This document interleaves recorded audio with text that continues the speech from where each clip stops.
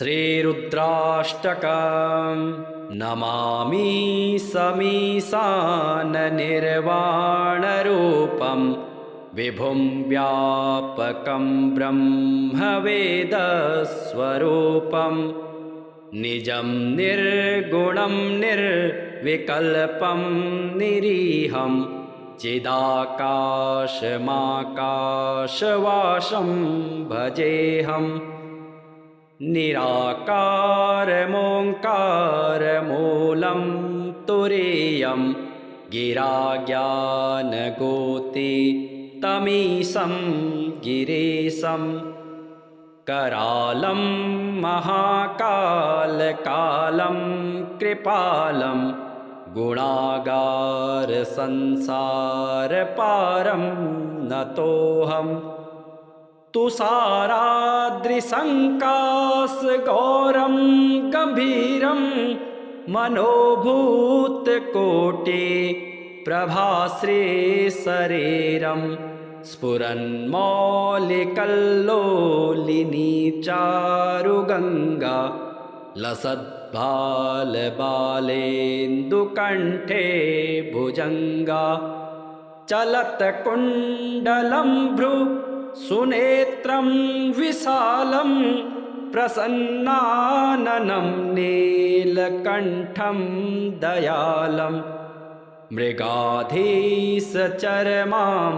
वरं मुण्डमालं प्रियं शङ्करं सर्वनाथं भजामि प्रचण्डं प्रकृष्टं प्रगल्भपरेश मखण्डमजं भानुकोटिप्रकाशं त्रयः शूलनिर्मूलनं शूलपाणिं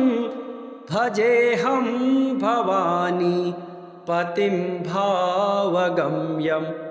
कलातीतकल्याणकल्पान्तकारी सदा जनानन्ददाता पुरारी चिदानन्दसन्दोहमोहपहारी प्रसीद प्रसीद प्रभो मन्मथारी न यावद् उमानाथपादारविन्दं भजन्ति लोके परे वा नराणां न तावत् सुखं शान्तिसन्तापनाशं प्रसीद प्रभो सर्वभूताधिवासं न जानामि योगं जपं नैव पूजां नतोऽहं सदा सर्वदा सम्भुतुभ्यम् जराजन्मदुःखोघतातप्यमानं प्रभो पाहि आपन् नमामीश शम्भो नमामि समीशाननिर्वाणरूपं विभुं व्यापकं ब्रह्मवेदस्वरूपं निजं निर्गुणं निर्विकल्पं निरीहं चिदाकाशमाकाशवासं भजेऽहम् रुद्राष्टकमिदं प्रोक्तं विप्रेण हरतोषये ये पठन्ति नरा भक्त्या तेषां शम्भुः प्रसीदति नमामि समीशाननिर्वाणरूपं विभुं व्यापकं ब्रह्मवेदस्वरूपं निजं निर्गुणं निर्विकल्पं निरीहं चिदाकाशमाकाशवासं भजेऽहम् निराकारमोङ्कारमूलं तुरीयं गिराज्ञानगोतितमीशं गिरीशं करालं महाकालकालं कृपालं गुणागार संसार पारं नतोऽहं तुषाराद्रिसङ्कास गौरं गम्भीरं मनोभूतकोटि प्रभाश्री शरीरं स्फुरन्मौलिकल्लोलिनी चारुगङ्गा लसद्बालबालेन्दुकण्ठे भुजङ्गा चलत्कुण्डलं भ्रू सुनेत्रं विशालं प्रसन्नाननं नीलकण्ठं दयालं मृगाधीशचर्मां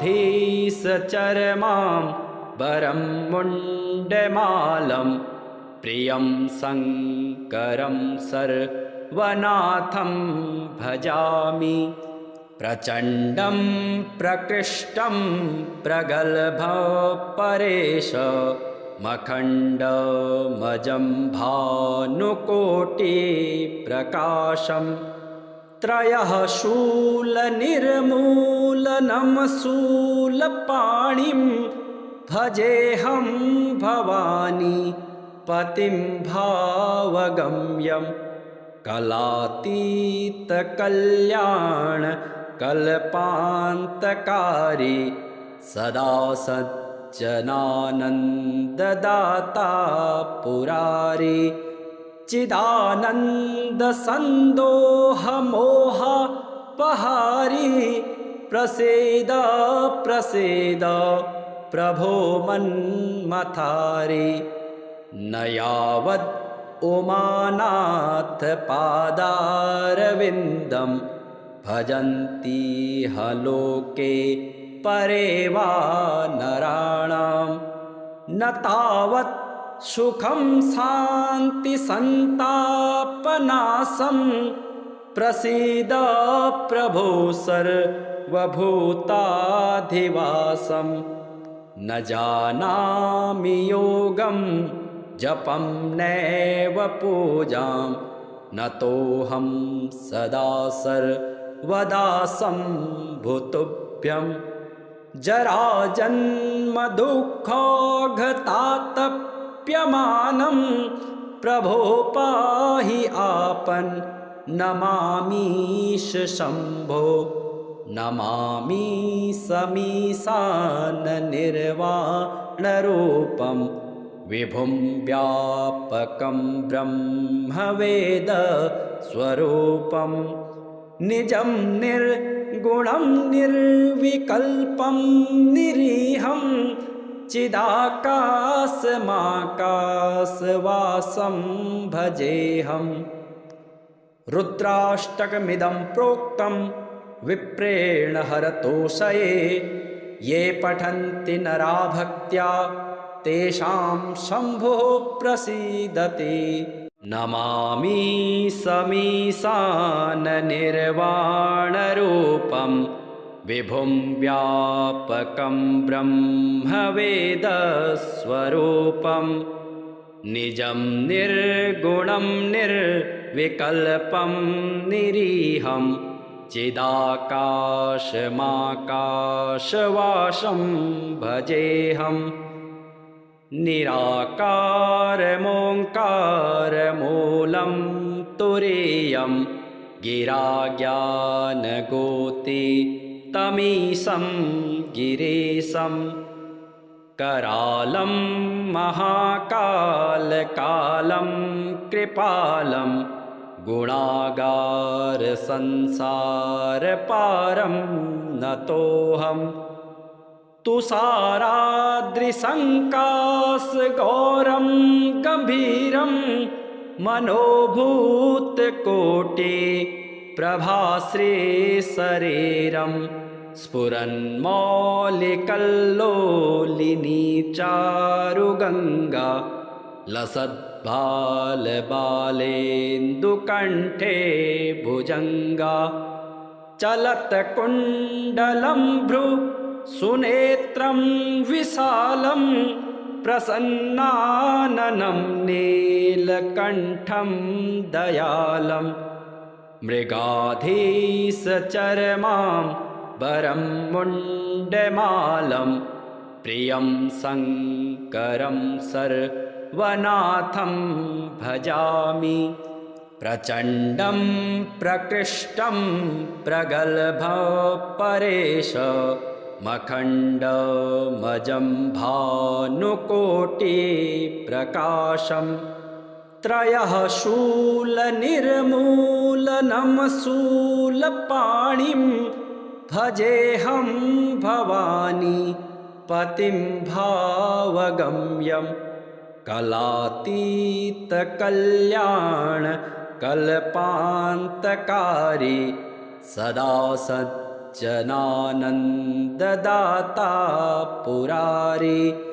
चिदानन्दसन्दोहमोहपहारी प्रसीद प्रसीद प्रभो मन्मथारी न यावद् उमानाथपादारविन्दं भजन्ति ह लोके परे वा नराणां न तावत्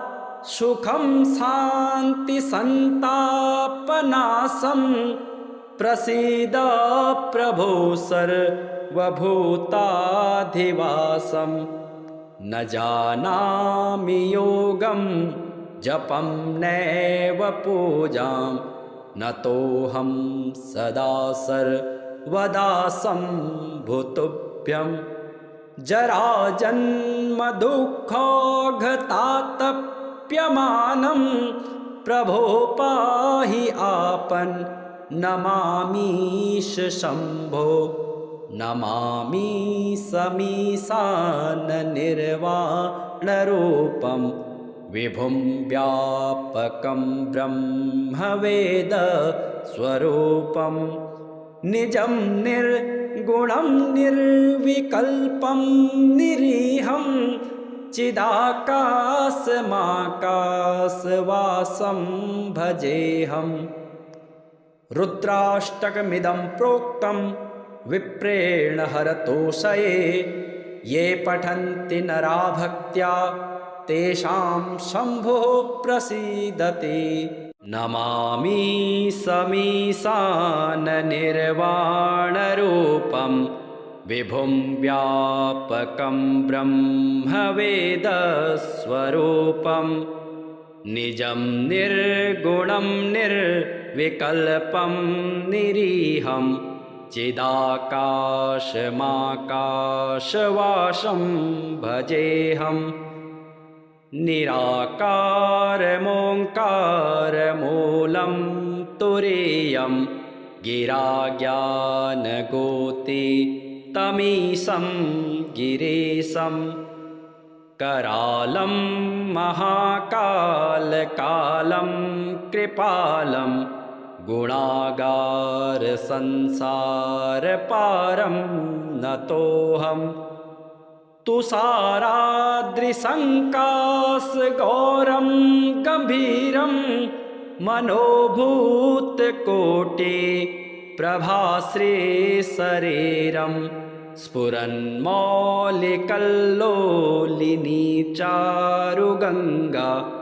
लसद्बालबालेन्दुकण्ठे भुजङ्गा चलत्कुण्डलं भ्रू सुनेत्रं विशालं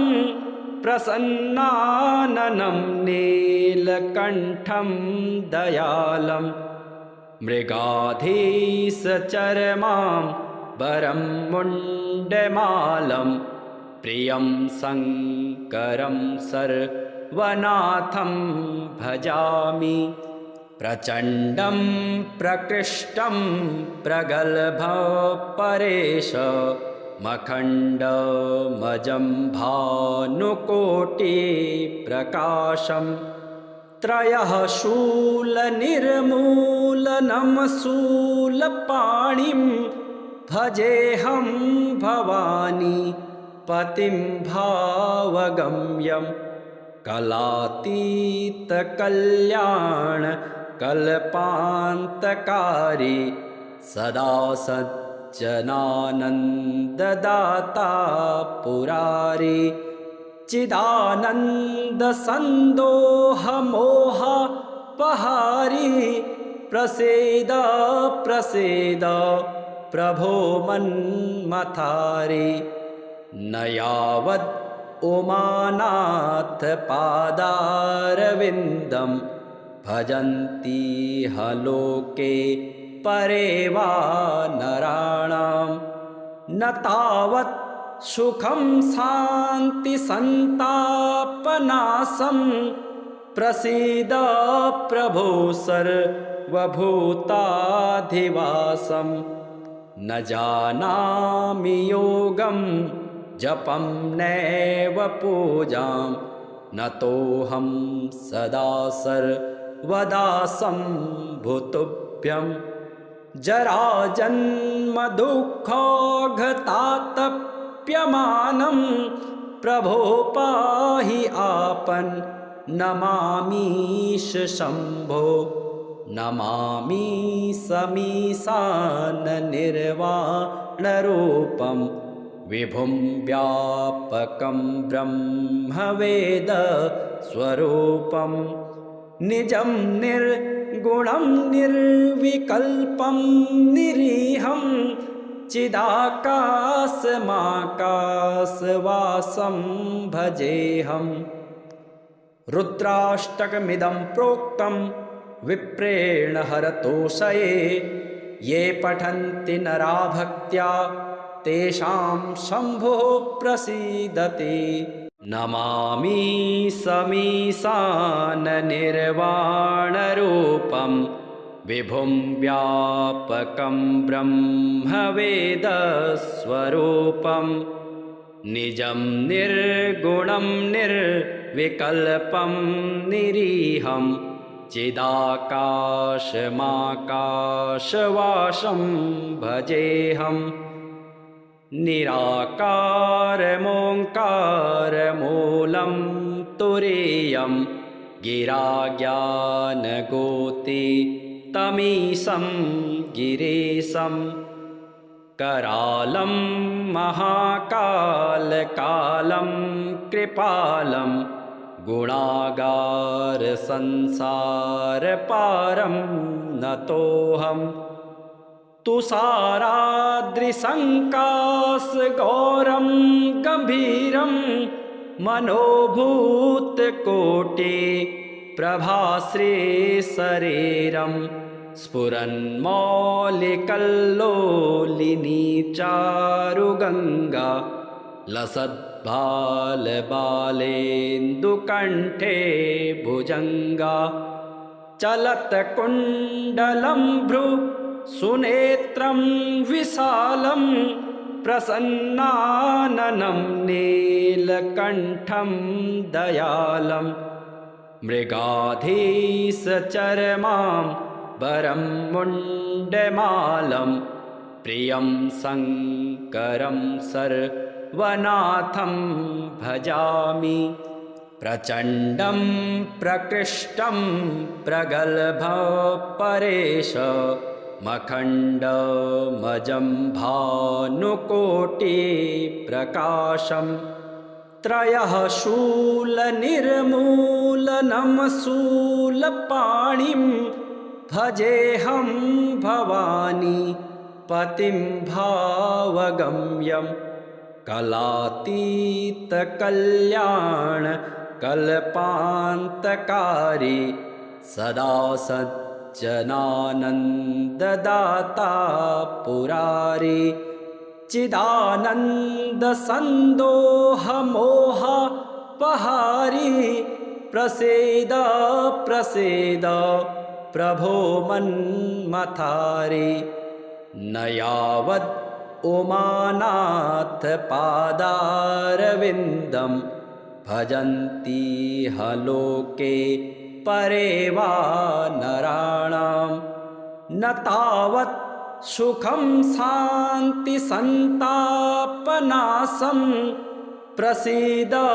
प्रभो सर्वभूताधिवासं न जानामि योगं